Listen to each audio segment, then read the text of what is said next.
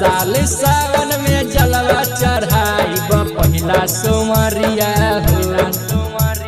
भांग धतूरा या गांजा ले आई बन के कांवरिया हो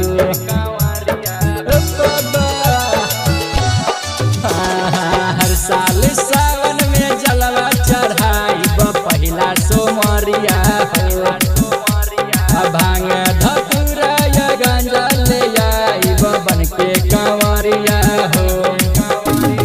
महल अटारी कुछ न चाही सुन कहानियाँ हो ले आई गंगा के पनिया हो सुन एगो मांगिल कनिया हो ले आई गंगा के पनिया हो सुन एगो मांगिल कनिया हो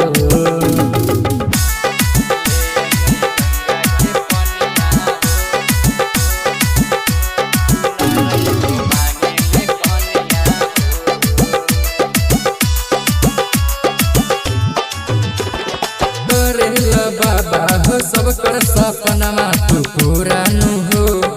इतने दिन बाटे हमरो जिंदगी अधूरा नु हो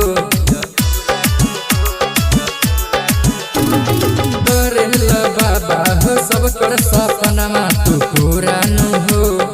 इतने दिन बाटे हमरो जिंदगी अधूरा नु हो काजल रागवानी नायो पाली चाही ना रनिया हो ले आई गंगा के पनिया हो सुन एगो मांगिल कनिया हो ले आई गंगा के पनिया हो सुन एगो मांगिल कनिया हो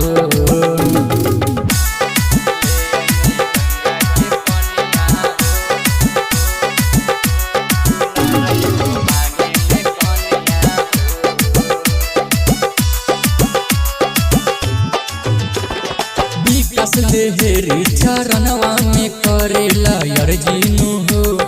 राइटर नरेंद्र रोशन के बाटे मर्जीनु हो विकास हेरी चरणवा में करेला अर्जीनु हो राइटर नरेंद्र रोशन के बाटे मर्जीनु हो मैंने दुआरिया फेर नजरिया सुन कहानिया हो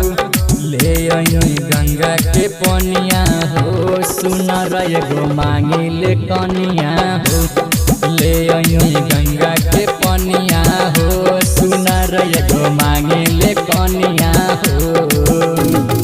अंगिका रिकॉर्डिंग स्टूडियो रुपौली पूर्णिया बिहार।